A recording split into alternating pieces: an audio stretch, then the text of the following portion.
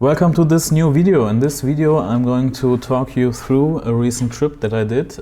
It was a trip that I dreamed of for the longest time, basically all my life.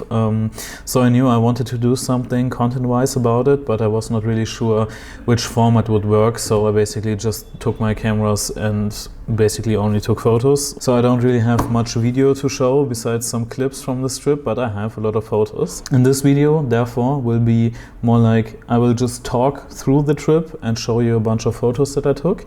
And it's like a dia show that like back in the day, you go to your friend's house, they were on vacation, and you go through the pictures. It will be something like that, but in a YouTube video format.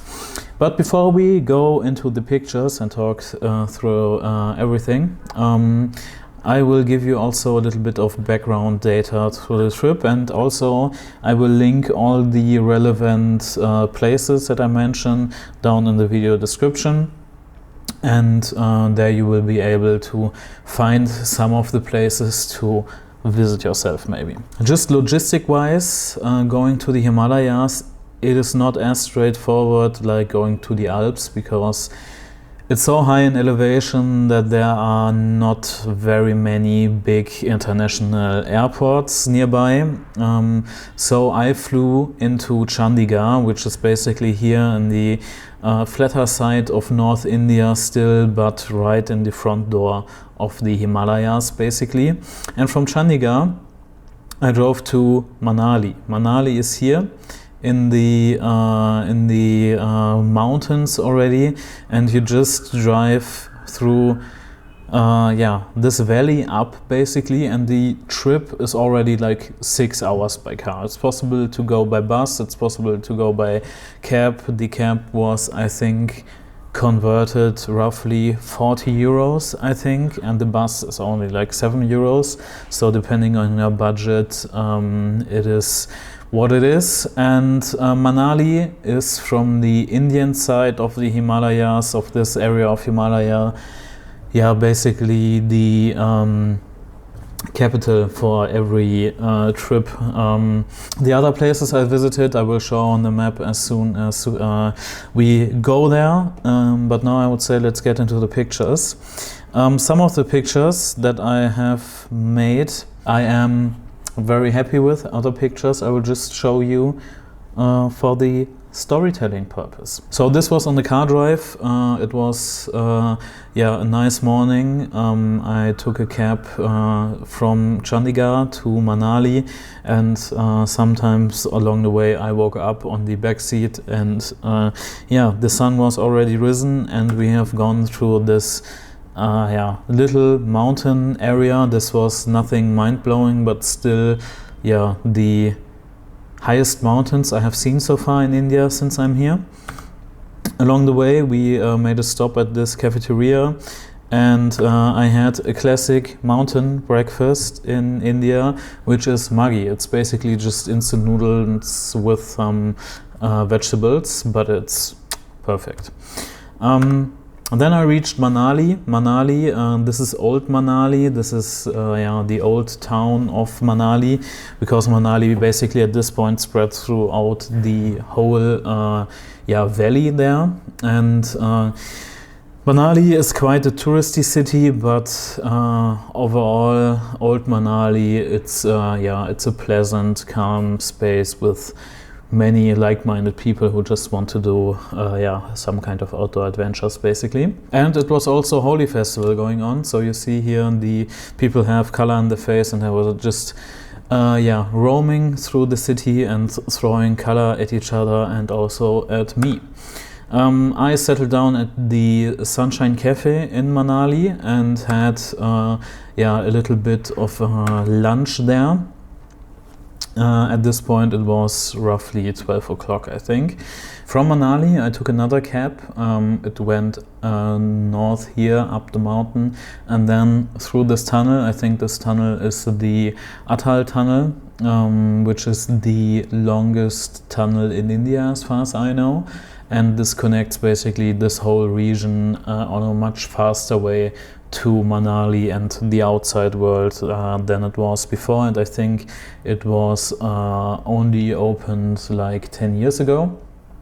And this whole area here, this Indian part of the Himachal, is called Lahaul and Zanskar, and the area I went to was here in Rashil, the place was called. So I drove down from I drove up from Manali through the tunnel down this valley to go to Rashil here.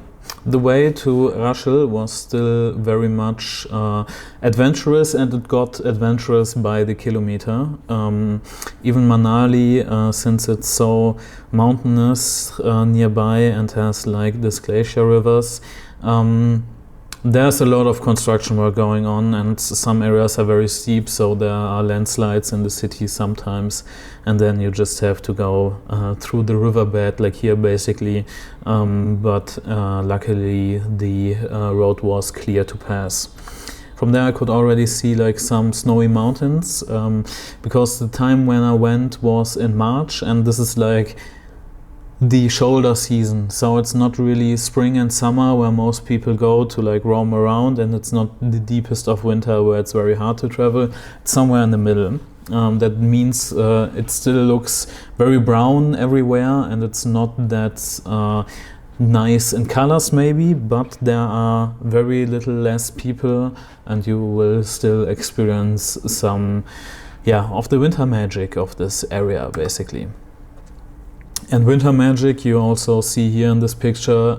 These are the towering mountains before the entrance of the tunnel, and already at this point my mind was already blown about how beautiful this landscape in Himachal is.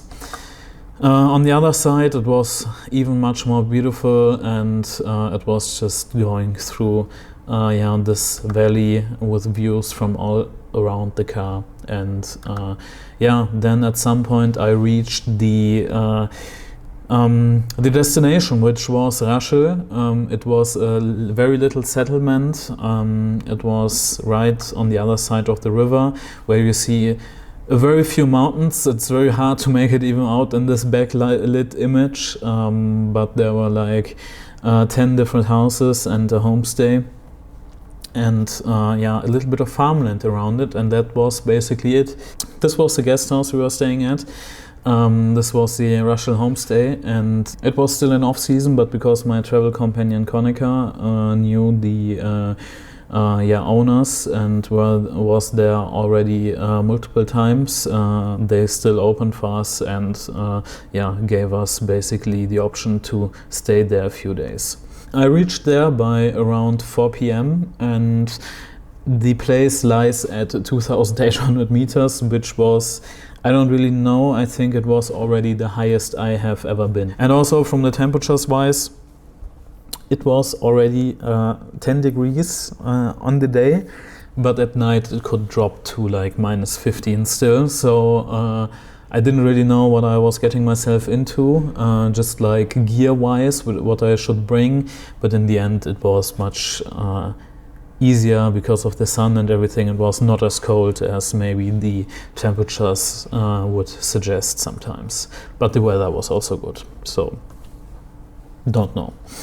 The homestay itself was a traditional homestay, but very beautifully built. There were a lot of comfort things. This was like one of the living rooms. Just look at this beautiful carpet and the decoration, the wood decoration on the wall, and then you would sit basically on the ground on like cushions behind those little tables and would have your chai there, like we did, chai and some snacks to warm up a little bit. These were the bedrooms. The bedrooms, they didn't have any heating there, so if you come in the deepest winter, I guess it will be very cold there. But with the blankets you would come by, and it has only like single walled windows, so not to German energy efficiency standards, but yeah, it was very cold. Like it was around 2 or 3 degrees, I would say, in the room at night. But also there was this beautiful balcony view, and from here you could already see like basically the whole valley and the mountains, and yeah, it was a very, very beautiful place there. This was the rest of the village. Now you can see it much better. I don't know if the other places are actually also homestays in the main season, and how many people actually live there. And the houses you see in the distance there, this is already another village. There's a river in between, and it's a little bit of a hassle to go there. So it is really basically just the front houses you see here on the very first level. And yeah, it was cornered on one hand by the river, on the other hand by those beautiful mountain ranges, and every sunset we saw from the from the porch there was just yeah, so beautiful. Also, I brought a little bit of gear, this down jacket. I think this is the only time I bought this down jacket from Decathlon, especially for this trip, but this was the only time I have worn it on the whole trip. And on the other days it was fine with my other jacket that I brought also. And here you see also how cold it still is. This was on the shadow side of the mountain, so basically never the sun reached that spot, and their waterfalls was still frozen. So yeah, it was not really to joke with the weather, but still it had like this winter magic plus bearable temperatures. This is what I meant by that basically. Yeah, and the night sky was completely clear most of the nights, and the nights were so cold it dropped immediately after the sun got down. The temperature was basically dropping by the minute, and the temperature difference between the middle of the night and the time you were in the sun was at day it was 15 degrees, at night minus 15. So yeah, temperature difference, like felt temperature of 30 degrees. Yeah, that's kind of crazy when you think about it. This was the view from the toilet, from the bellow. Just beautiful. I just put this picture in for the fun of telling. I took this picture while sitting on the toilet. This was the regular breakfast we had. The tea we got there, the chai, was made out of some fruits that are only growing in like the yeah, very high elevation areas, and it was like the perfect combo, like omelette, a little bit of bread, and this tea was just the perfect breakfast to start like yeah, a strenuous day in the mountains. This was the security guard of the mountain hut. He was just lying around the front door, and you will find dogs there at every village basically, and most of them are the kind of souls you can think about. Then on the first day we went on a little hike to yeah, the neighboring village to see a local festival, and from here on out I will not take photo credit for every photo because we both had cameras, and Konica also took a bunch of photos, but I couldn't be asked to add that credit to everything, but she gets also a lot of the photo credit. Most of the valley is actually farm country, so there are like apple trees everywhere, and I'm not sure what they grow there, but they grow a lot of things, and then they store those things like for a very long time in the attic or something. They store like apple for the whole winter and so on, to have supplies, homegrown supplies for cooking, etc. Obviously. On the way there, we came past this Gumpa, which is a mini temple for Buddhists. And this area, I'm not sure if that's true for everything in Himachal, but they have actually Buddhist monasteries, for example, and they worship Hindu gods there. So it's like a very nice combination of two different religions. Then we reached the neighboring village. I forgot what the village name was, but I will show it here. And we were greeted by this dog. And then we made our way down to the village itself, and then we came past this beautiful scenery where you just see how people build like their livelihood there. You see this older woman standing there on the roof. There's no barrier on the other side. It goes right down the hole to the river basically. Then there's just one single cow standing there.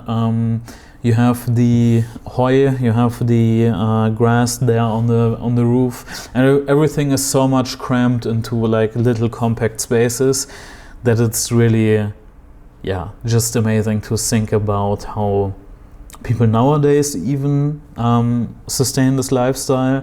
But even when you think about like in the last 200, 300 years, how people must have been living in this area and how tough it must have been to just make a living in this kind of conditions.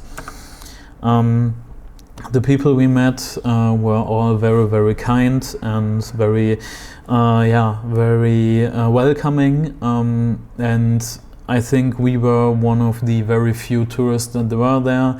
At least from what I know, most of them were like people who moved out and have family there that came for the festival, but most of the people there were not like strangers to that area like me, for example. Then this festival started. This festival was like made for the beginning of spring. So the festival is called Yor, Y-O-R, and it is, I think, very specific to this region, at least this naming of this festival. I'm not sure if under different names it's done also in different areas. And it is done to call an end to the winter and to ask for a blessing for the upcoming crop and to have a good year of farming, basically. The ceremony itself was only carried out by the men. The women and older and younger people were looking from the side, basically. And the beginning of the ceremony was just walking through the village, playing some music on like ancient flutes and trommeln, drums. And this guy here, for example, he carried 2 masks on his back, and they put those masks down with some fresh grass on the floor there. And these are the 2 wooden masks. You will see more of them as soon as they put them on. All different generations were partaking in this ceremony. You see younger people here, but also the oldest of the village were participating, and I think multiple generations from all across the valley came to watch this ceremony. Then 2 of the people sat down to take on these wooden handmade masks, and I was not really sure what I was going to witness there, but it was just insane. Seeing those masks and the detail they were made, and I'm not sure how many years I already used them. But just the image of putting on those huge masks, it was just something else. Also, the rest of the people who were part of the ceremony put on these different masks. All of those have like different style. They are all handmade and have these funny little hats on top. This was how the mask looked when they wore it, and especially like this yellow mask. I think the colors in this picture, it looks absolutely insane. Then the ceremony starts, and another mask guy came riding in on his stick, basically, with a different kind of mask that had like a little bit different of a style of the carving to it. And from there, I don't really know what was going on, because it was basically just singing and gestures and so on. Throughout the ceremony, they always spread like grass and stick throughout the village. And we started here at one side of the village, and then after some praying and worshipping, it continued to this area of the village. This area of the village, I think, was like the main center point of the village, as far as I got it. And you still see they basically made this this little tower, this cylinder, I don't know a better word for it in English, out of snow, to basically resemble the end of winter. And all the people were gathering on the rooftops and were watching whatever was going on, and then the whole ceremony squad came down there, and one of the mask guy sat down and watched it, and the other one were circling around the snow cone, and they were even wearing this crazy handmade shoes. And yeah, this is again something, if you just think about middle of winter, I don't know if they wore it in the middle of winter or if they had something different, but just imagine you live in an area where there's like minus 15, minus 20 degrees, and all you have are clothes that you would hand make yourself. It is just crazy when you think about that. There were also these kind of hoods. This is a little bit of an unsettling image, especially for someone from Germany, but everything here obviously has a way different meaning than what maybe the rest of the world would connect to it. Then there was like this blessing going around where some people gave like sticks and so on again, and the three mask guys were collecting that, taking that in basically as an offering. And then they burned something, they made a fire in the middle of it while they were playing the drums and everything. They were throwing those sticks that were collecting into the fire. And then the main part of the ceremony started, where the three mask guys were selecting one of them to lay down on this little bed they made out of grass. And they were putting also grass on him, singing all the time, etc. And after that, he got up and he threw this handmade stone artifact. And the way it landed, as far as I remember, should resemble how good or bad the crop would be in the upcoming year. And then they put the sticks that they collected into the snow cone and circled even more around it. People were watching this whole ceremony from the top of the roof still. And then they went into one of the houses and they did a little bit of I would describe it as a comedy piece. They came out with this, I don't know, pesticide sprayer or whatever, and they did a little bit of a show, like here aiming like a rifle directly at me, or playing like with these brushes, and everyone was laughing. It was quite over the top, so it was not like a serious tone in this whole thing, at least not in the end. It was also quite humorous and wholesome. They were also throwing like the apples out that they had. They were throwing them on top of the houses where people were sitting to catch them, and And then the ceremony was basically done for the main part. And then there was this dance happening in the end, which was basically the grand finale. They were exchanging a little bit of the grass still. And then the hood guys went away, and then the masked guys were like chasing each other around this cone and dancing with those wooden sticks, wooden swords, and this shield, however you want to call it, around the cone. And that was basically the finale of everything. I also got one of those handmade hats for the day. I gave it back as we left. Yeah, and then it was basically done. They were circling still a little bit around it.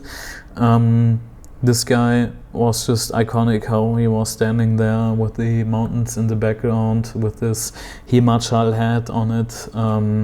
This was a very nice shot, I think. And afterwards we got food. This was some chicken, some chutney, and chai, and some kind of pancake. I don't know the Indian words. Again, I'm so sorry, but I forget about all those things. They're so hard to remember for me. And this was gave out to everyone who was there for free.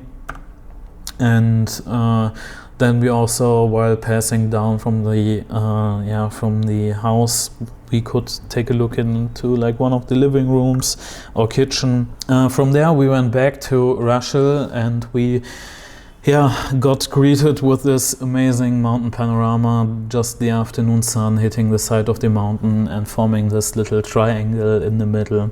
It was just like, wherever you look, it was just like way too photogenic to not take like 1,000 pictures. On the next day, remember we spent the night at 2,800 meters. And we plan to go even higher on the next day. And this whole day was a little bit of acclimatization for whatever would come next. Even the night I was feeling, I didn't really had any deep sleep. I was feeling a little bit of a headache in the morning, but it was not bad. Still, the hike itself, after a few meters, you would already feel like very much out of breath compared to whatever you would do on lower elevations. And for this hike we went down on the other side of the river, down to the bridge that I came on the first day, and then we went up basically on the other side of the valley to go to a Buddhist monastery. And just this type of climb, it was very steep. It doesn't look as steep in the picture, but this type of climb was already very, very draining, just the way it felt. 2,800 meter in the Alps or Pyrenees, I didn't really feel a difference, to be frank, but in Himachal and in this area, since the air pressure is lower, it feels more in elevation than it's actually. It feels comparably, you feel higher than compared like to the Alps or something. You can roughly say it's 300 to 600 meter by feeling higher in Himachal, in the Himalayas, than it is in the Alps, for example. The way there was not a trail really, we just went whatever was available, so a little bit of that was also just like road walking. Here you can also see the condition the road is in is for the area itself. Most roads are at a very good condition, but since the territory around it is like more desert-like and a landslide is very easy to have there, the side of the mountain can come down at any time, and it's very recommended to not walk near any walls there, basically.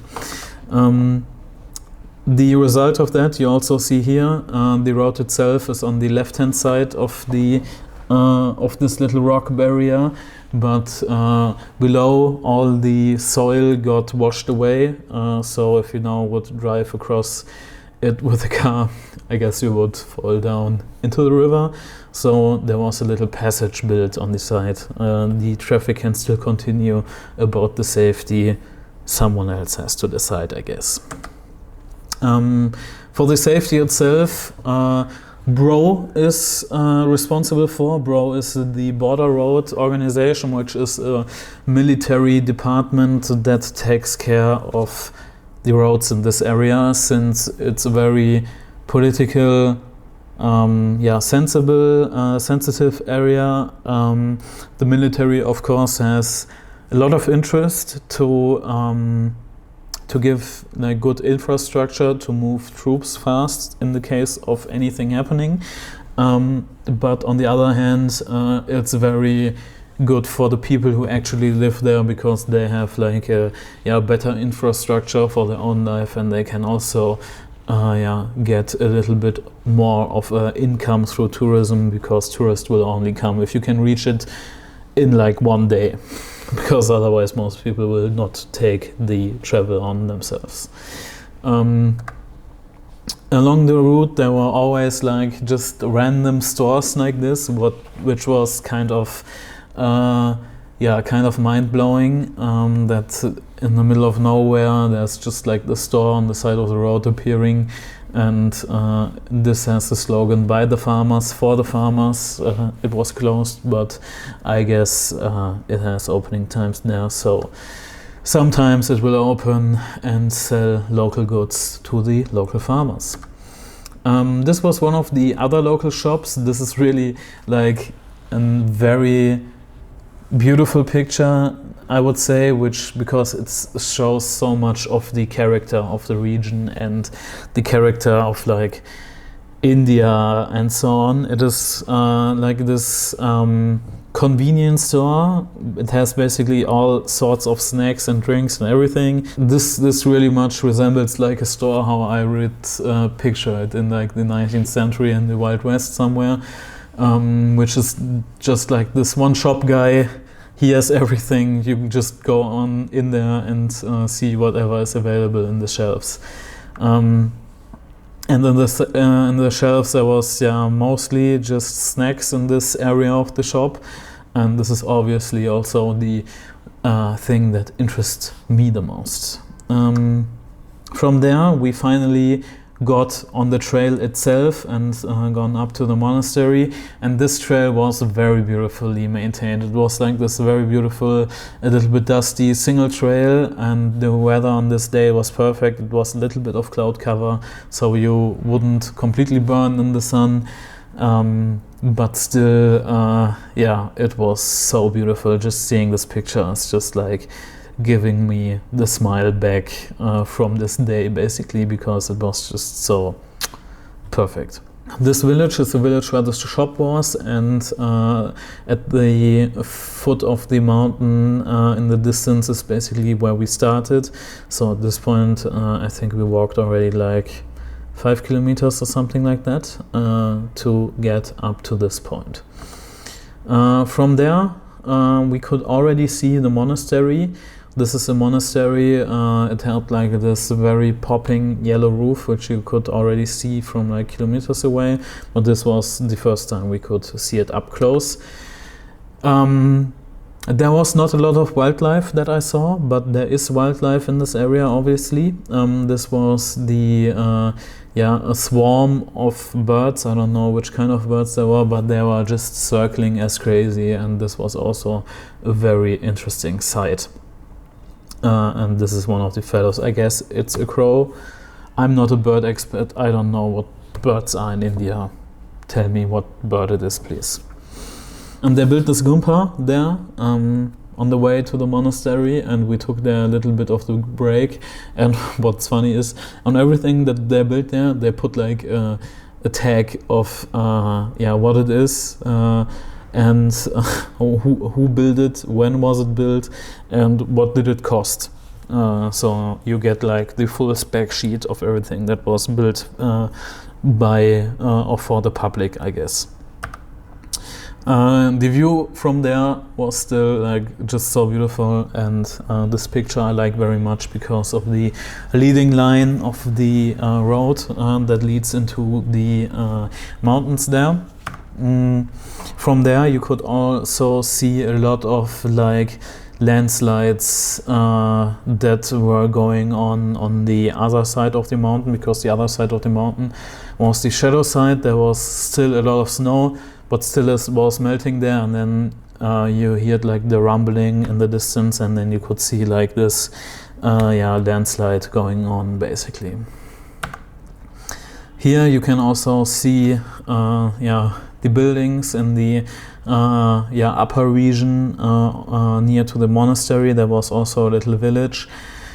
And here you can really see, that's why I included this picture, how this type of houses are built. They are built from like very small little rocks, because I guess these are the rocks you will find everywhere and you can just collect them, and then they're just covered up to form the walls. But obviously as soon as they break a little bit down, they will collapse immediately basically, because they don't really have a lot of structure built in those walls.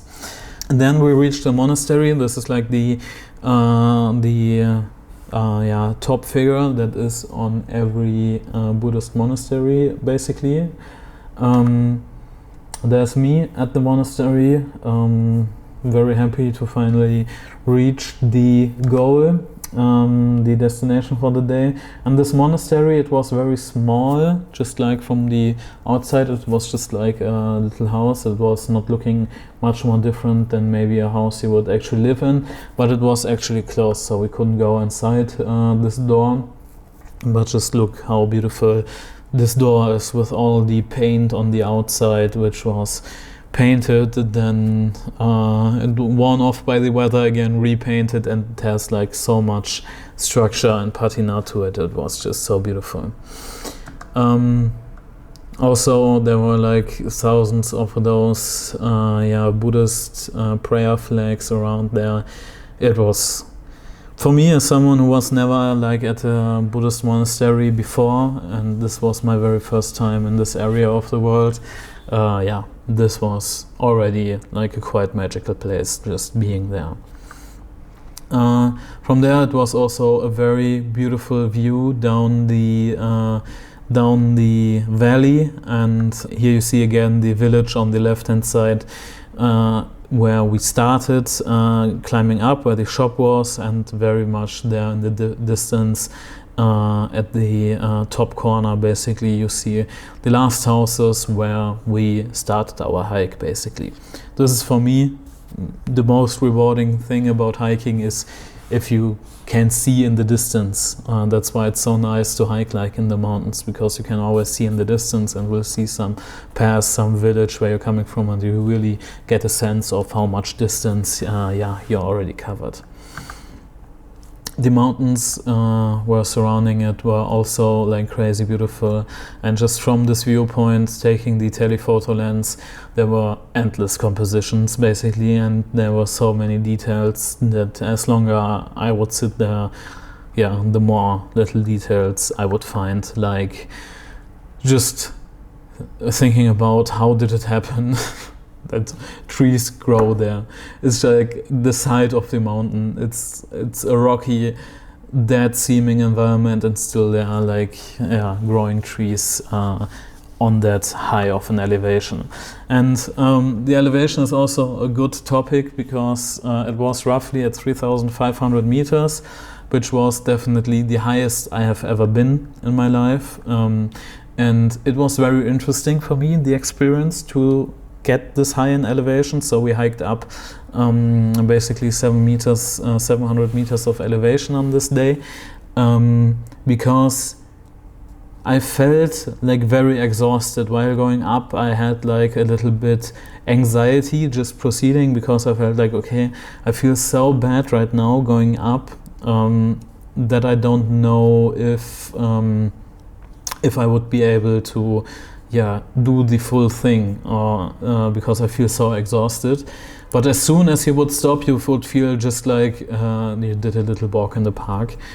So you had to recalibrate your senses from how much exhaustion you feel compared to how much you actually burn in calories and so on. From there, the view was still beautiful. And then all of a sudden, like we are sitting at 3,500 meters, this guy is appearing and screaming at us. He was just like, you could hear it already. You had heard a little bit of meow meow in the distance, and then just this guy appears and he was just mounting non-stop.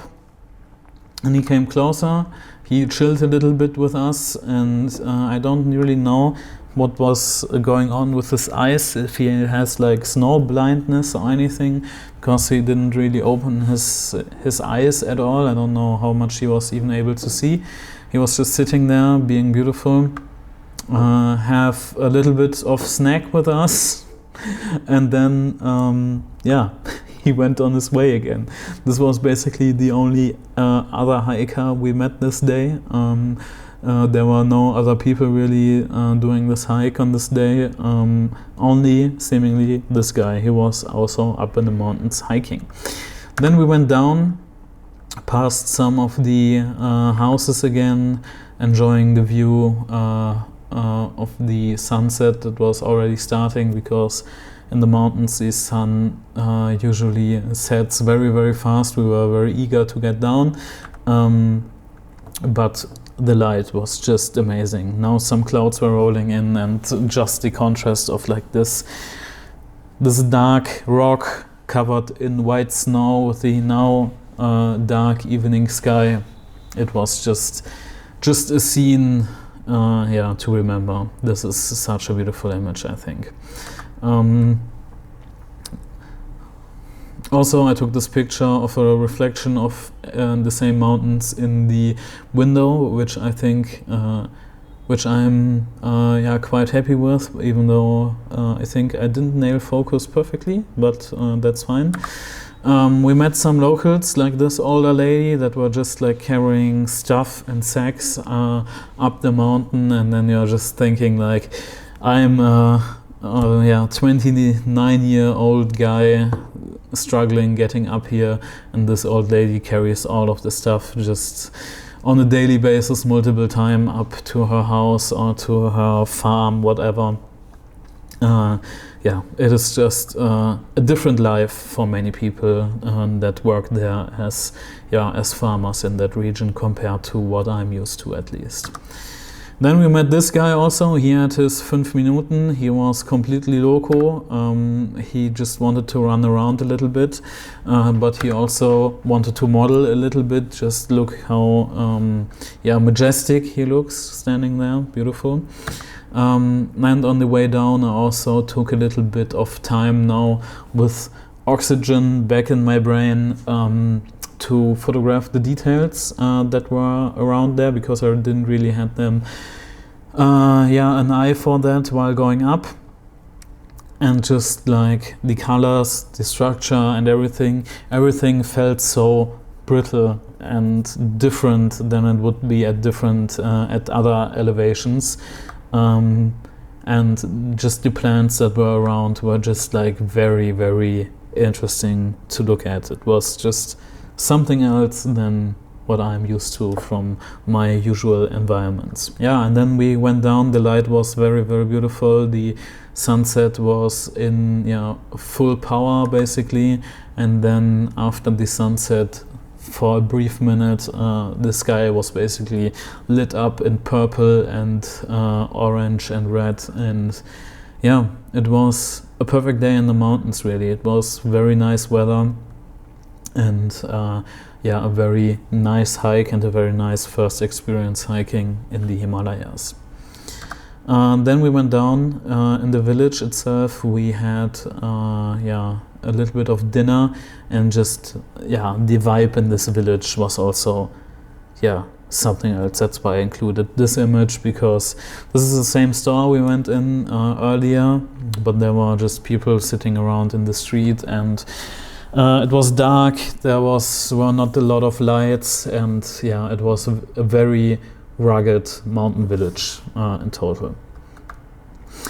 From there we took a cab back, and I took this picture from the back seat through the dark mountain streets that became there. It's a little bit blurred, but it carries a little bit of speed also because of that. And yeah, then we reached home safely.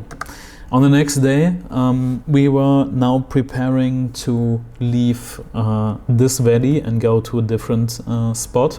And here you also see the effect just living in this environment has. Like in the morning, we got the message that there were some rocks falling down on the street, so you have to carry your stuff a little bit outside the village. It was really just a few meters, luckily in our case. But yeah, it's just not possible to go to your house by car now, and everything you want to have at your house, you have now to carry there. And this was a great example of how day-to-day life is basically in the hand of nature in this area of the world. Then we got into the car. The car itself was some off-road vehicle that really had just the bare minimum of interior. It has not even any form of heating or ventilation system. Which I guess even in the deepest winter will be a little bit annoying, but you have to take whatever you can get there. This was our driver, Akshay. He was really an amazing driver.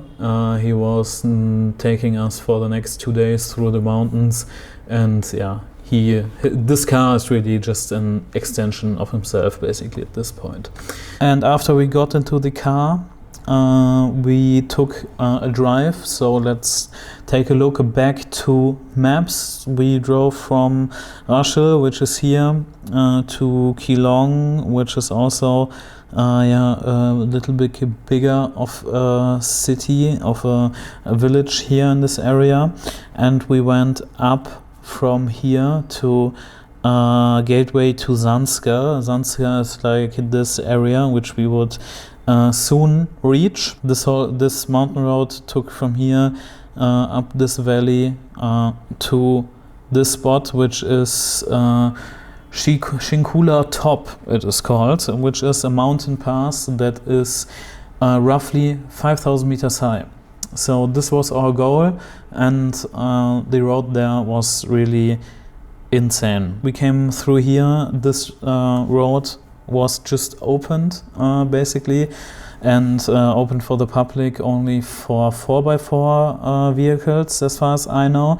And this little settlement is basically just built for the workers that maintain the road. So this road is basically a non-stop construction site because it is built in parts on a glacier. So the glacier is moving down the valley all the time, obviously, and then you build a street on top of it, a road on top of that, and the road will also move. So depending how fast the glacier is moving, there is a lot of construction necessary all the time, and this is like one of the most mind-blowing examples on the way. This whole bridge that you see there, this bridge construction, was moved in a landslide completely off the road. Basically, it was just washed away and is now sitting there on the side of the road.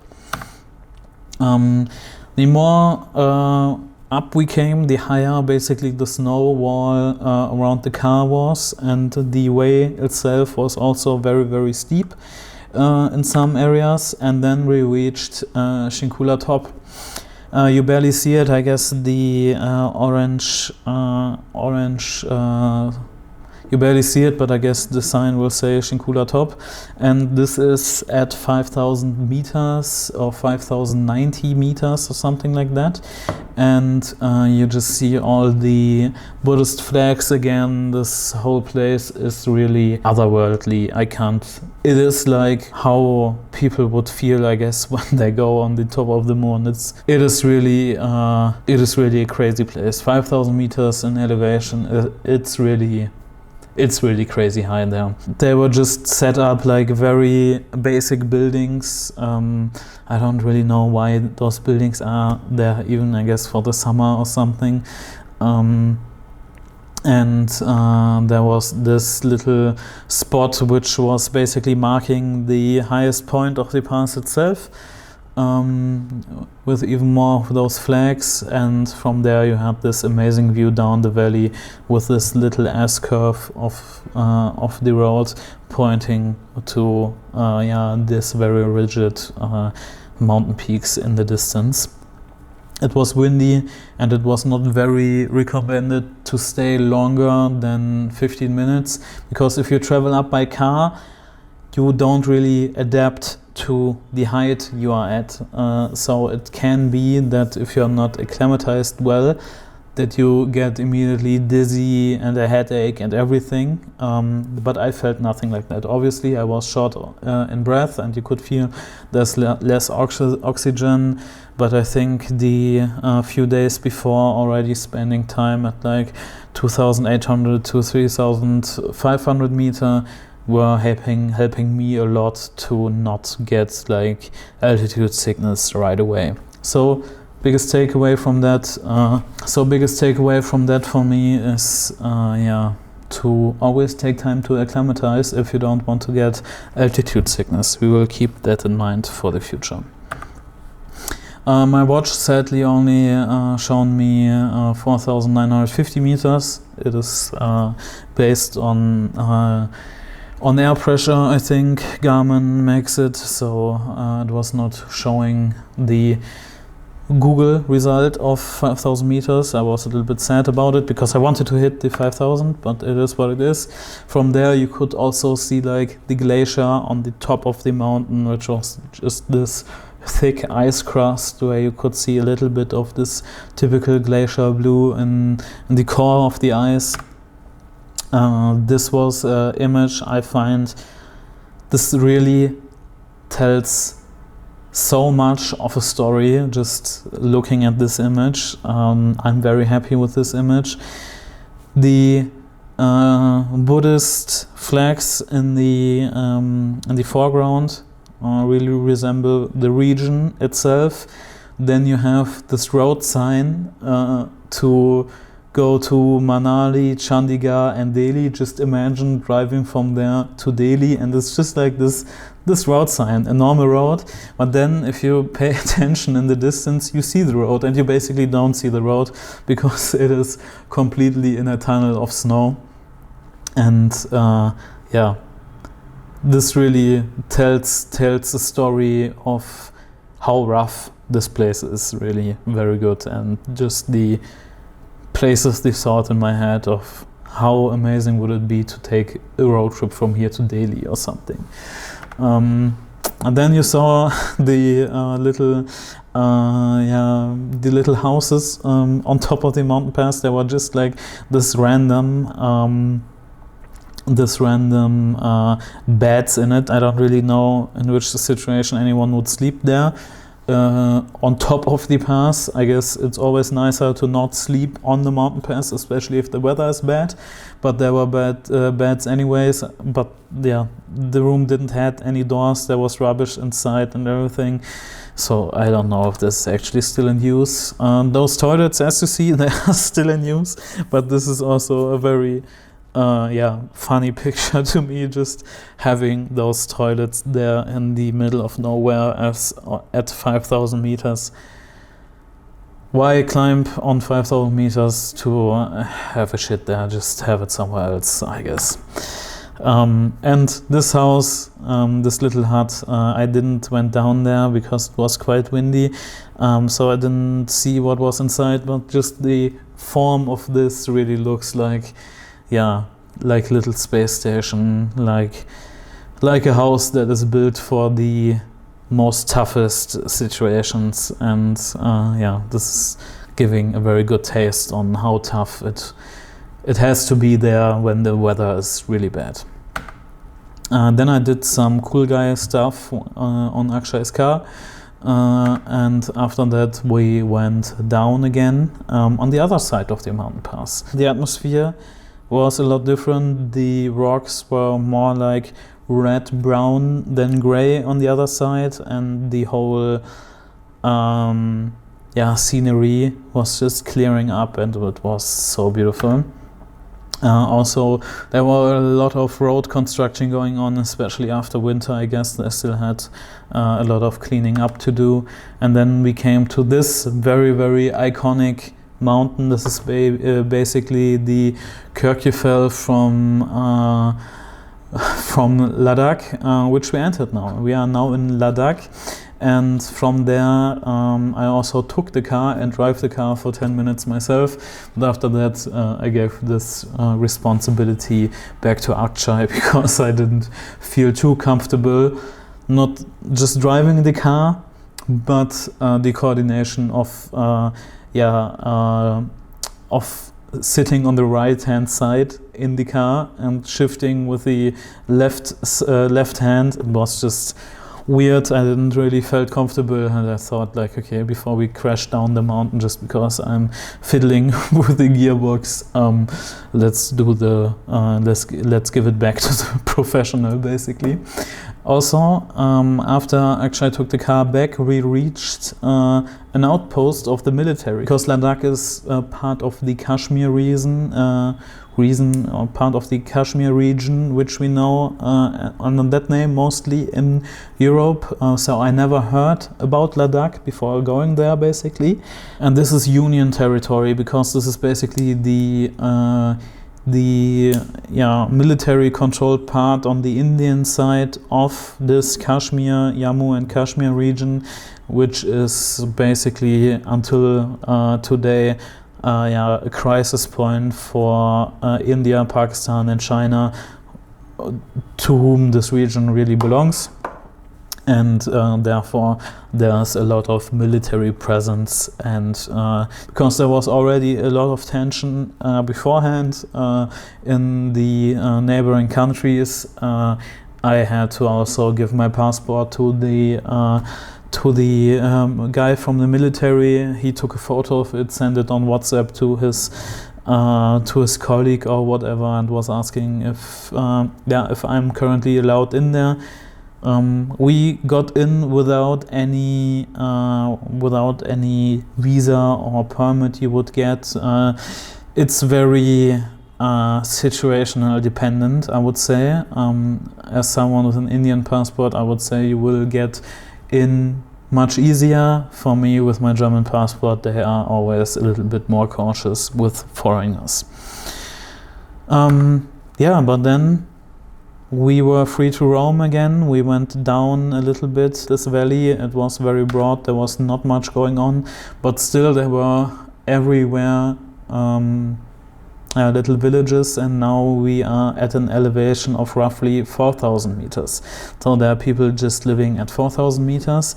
And then we reached our destination for the day. It was in the afternoon. We reached Purne, which is a homestay, a little village. It's not even a village because it's really just like 3 houses or something. And there was this homestay where we would spend the night. Here it was something completely different compared to the Lahaul Spiti region, to Rashil, where we stayed the days before. This was basically like living on the moon, it felt like. They had this reflector that is used to warm up water. I don't know if they actually use it or if it is still there. It was water inside, but it was not really warm. Also there was no internet. There was satellite television, I would think. And the internet itself, they had like a geo hotspot there, but only one device at a time could connect to that, and it was barely fast enough to use WhatsApp. And still, I wouldn't say that internet is like necessary to have a life or to be alive, but for me at least it would be, and I find it so crazy of a different life to live at a spot where you don't have like free access to information all the time. This is just like, also they had built like this series of gumpas there. It was a crazy place. There was nothing else than this homestay. It was covered on the one hand by a river crossing, so two rivers flow into one each other. You could see like how the mountains look. It's just like, they look so sandy, it looks so otherworldly, it's so different to any environment I have ever lived in. And just imagining this is your day-to-day life, this is the environment you have to not go against with, but come up with, basically. It's crazy. It's just crazy what people go through, and how different just lives on the same planet and in the same country sometimes can be. This bridge also looks just insane, and I don't even want to think what would happen if this bridge would be gone. I guess all the other people on the other side are then also not able to go at all there anymore. And also we met this little girl, her name was Kitsim, and it was really the cutest, funniest little girl ever. She played a little bit with my camera and took some pictures, and yeah, it was fun.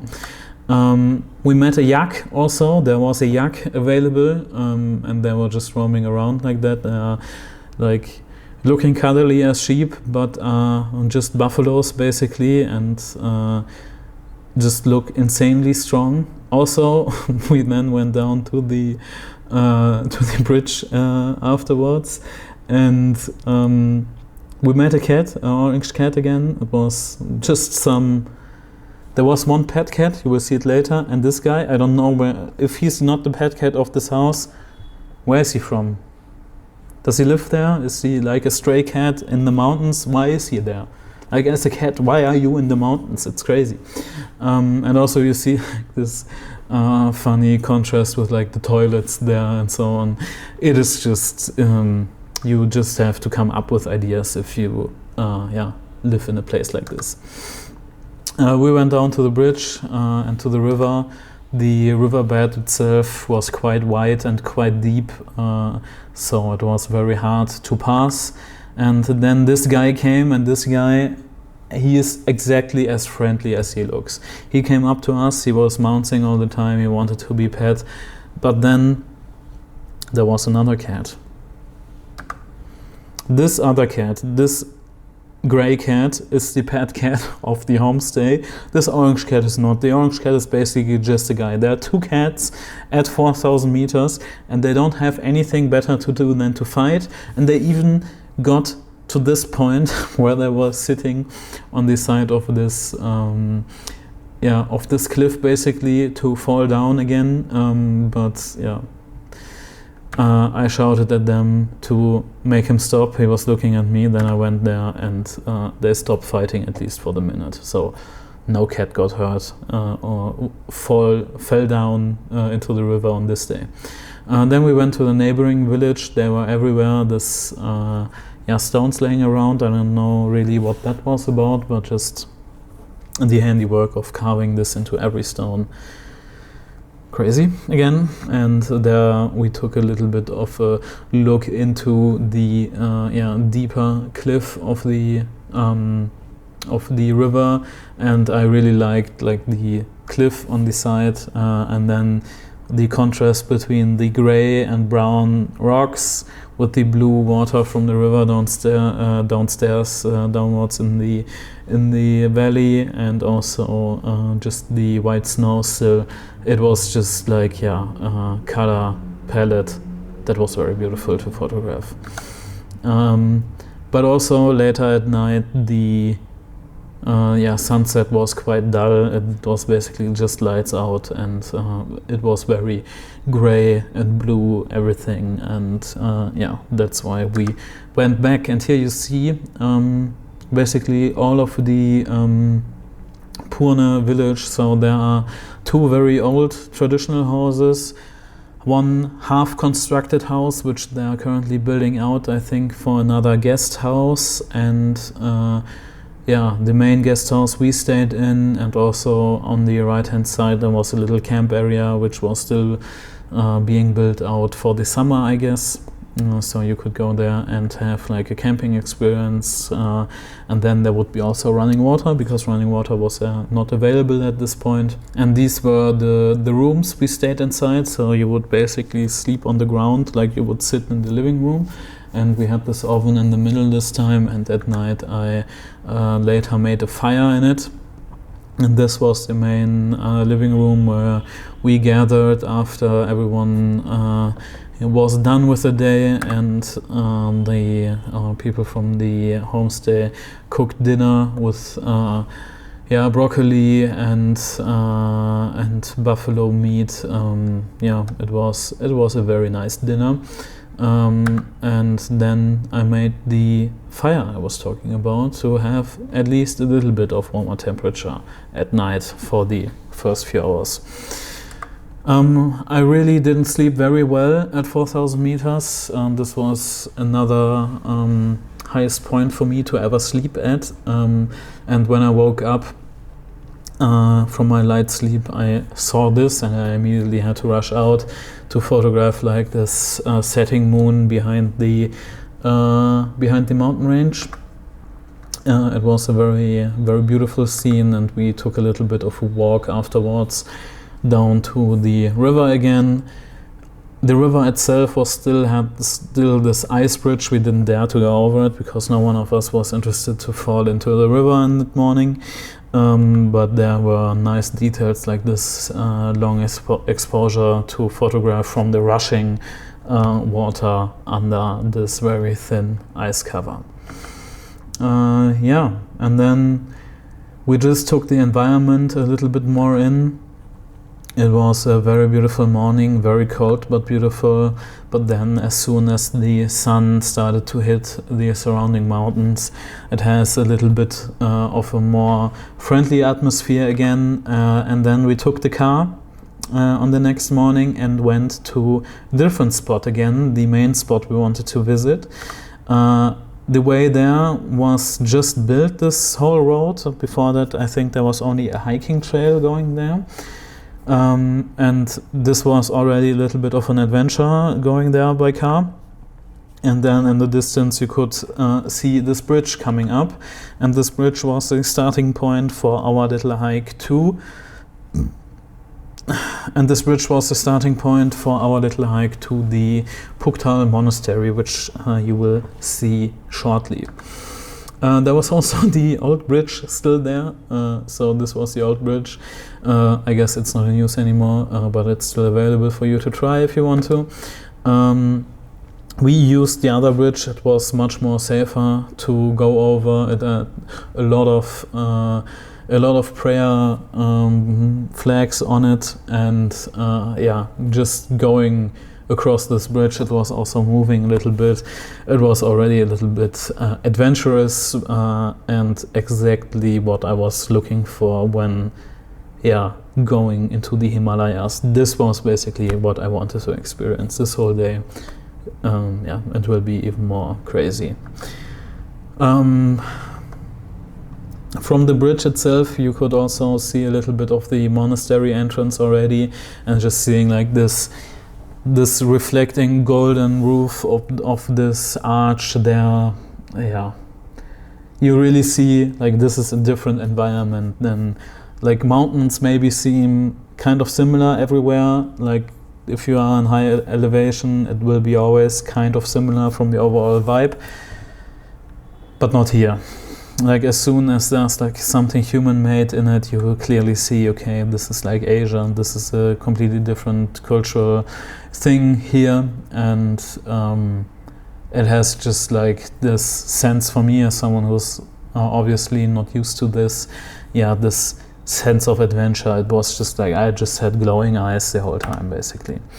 And this whole valley was just so beautiful, like this red rocks and the cold river down below with the flags and everything. It was just a perfect day again from the weather perspective. Like the sun coming over the mountains and everything. Perfect. This is Akshay. Akshay, he's a local. He was bored by our hiking speed. He just went in front and was never seen again until we reached the goal, basically. Then we reached the arch. Now you can see it a little bit better with the Phuktal Monastery on top. Phuktal Monastery is the name of this whole thing, Phuktal Gompa, Phuktal Monastery. This is at least how the place is called, and it was so beautifully maintained, this arch, like with all these paintings there.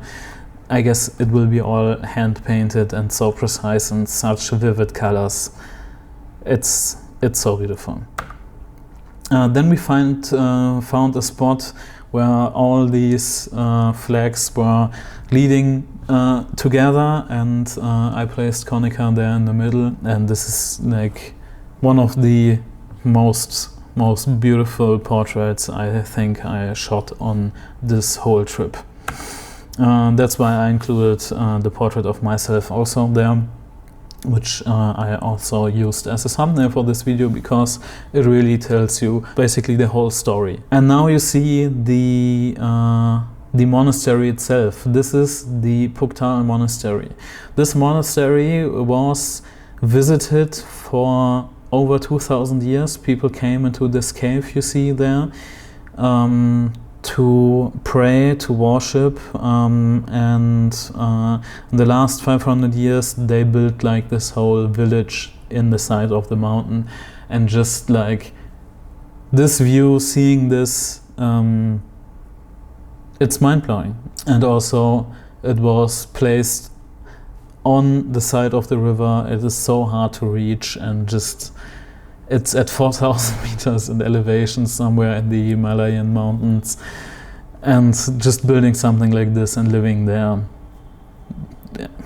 Again, I repeat myself, but it is a crazy thought.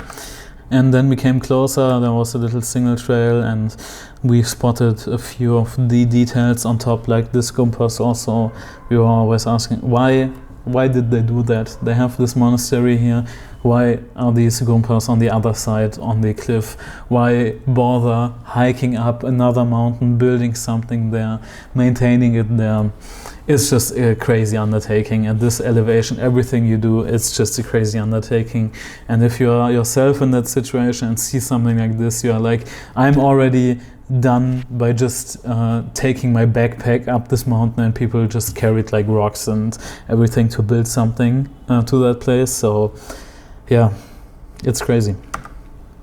Then we reached the front door, and there was nothing at the front door. There was no entrance fee, there was no other tourists. We were the only people there, and you were just like feeling like, am I allowed to go in? You pushed the door slightly open, and you saw this little alley leading into the village itself, and you see like these stacked houses on top of each other, and just like from a architectural perspective, to build all of this without that it's collapsing at this point, it's mind-blowing. And I don't know if all these houses are used, but they all had like intact windows, so most of them I think are still used in some way or another.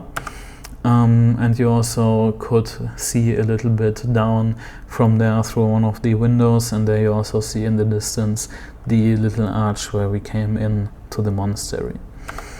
Then we climbed up the stairs to the temple, and we met immediately some of the Buddhist monks, and those monks we already heard from below, like giving a prayer, and then we met them, and they immediately invited us to sit with them. They were telling us about life there, about their monastery school, and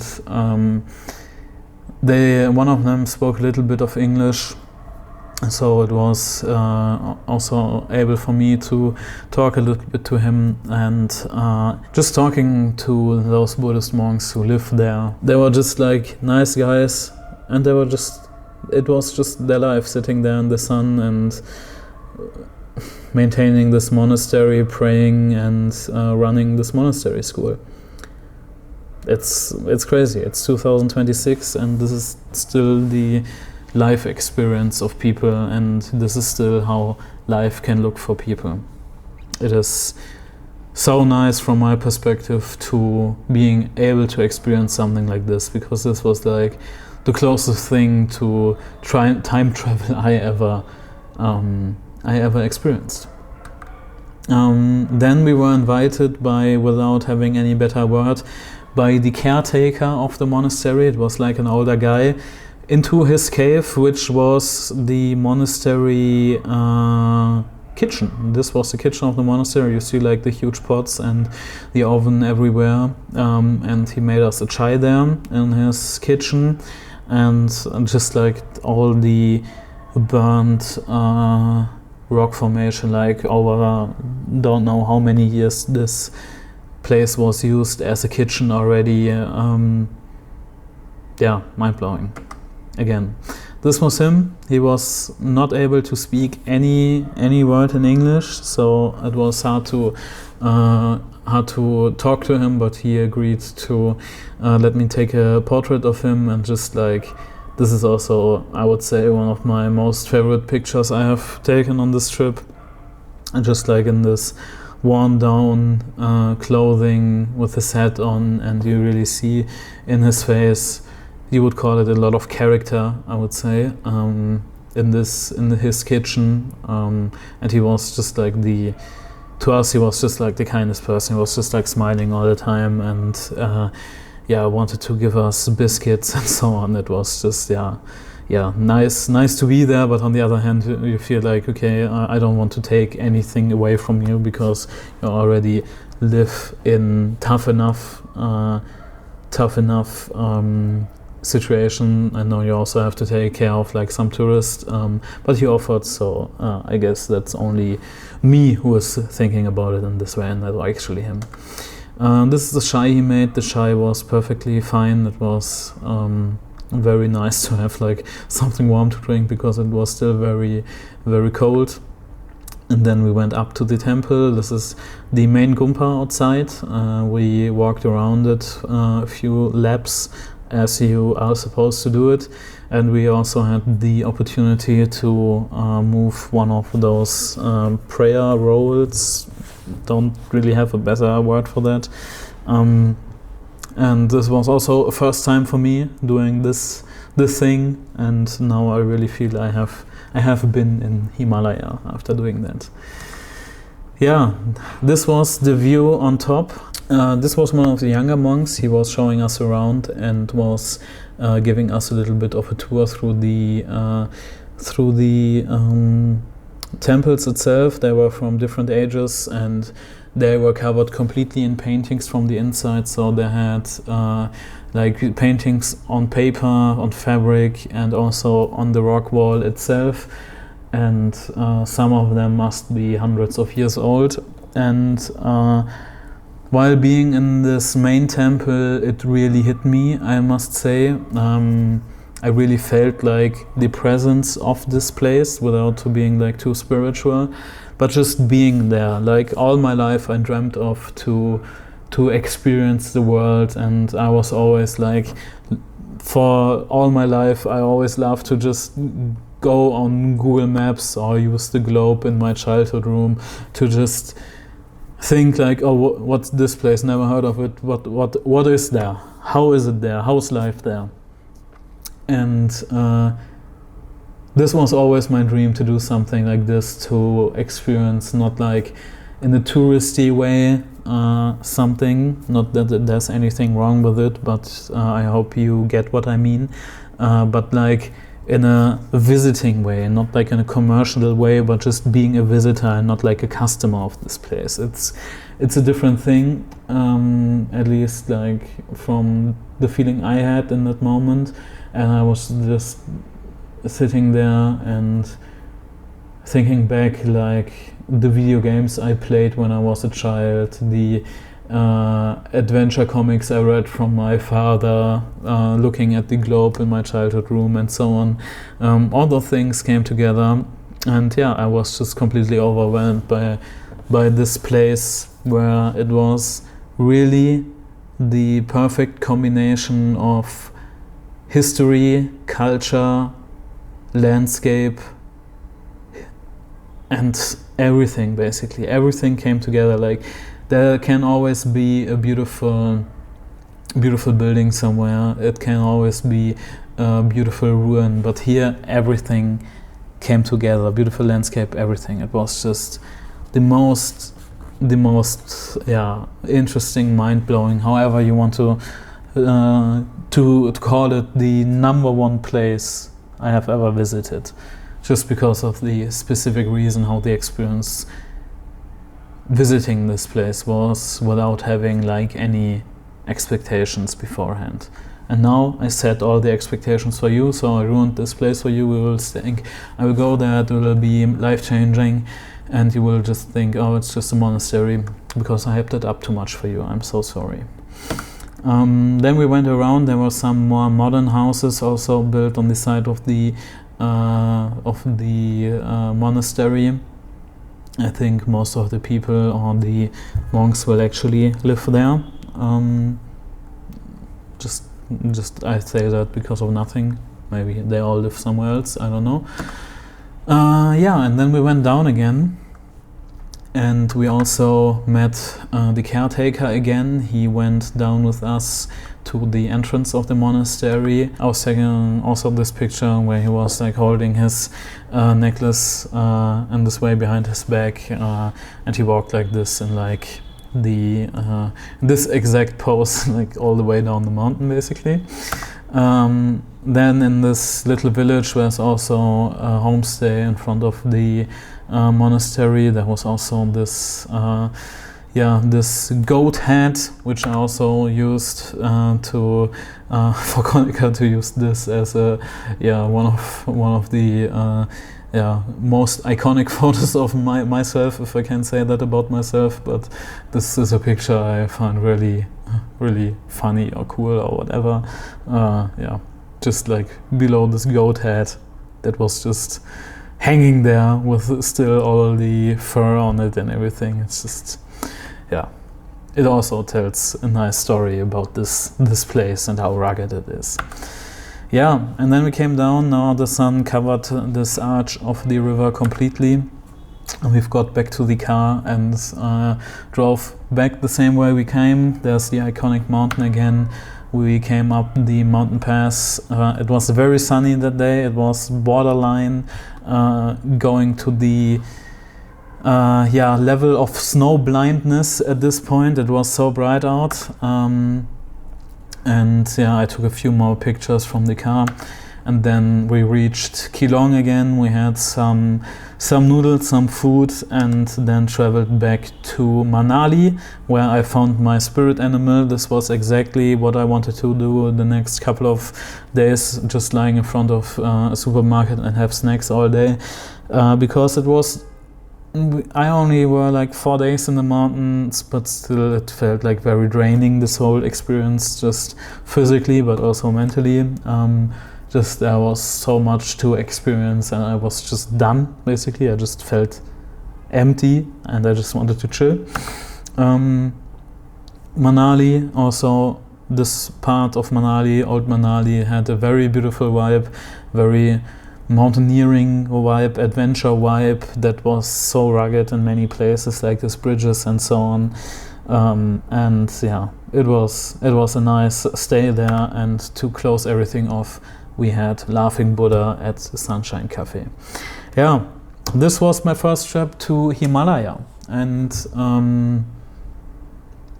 I didn't have many expectations besides that I hope I will love it, and I loved it like crazy, and it got me hooked completely on the idea of doing more in the mountains there and visiting it again, hopefully as soon as possible.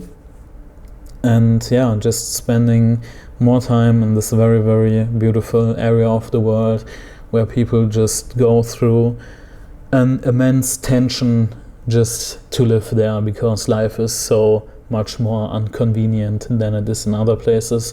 But still, everyone we met was just like so welcoming and so kind that it was just a joy being there.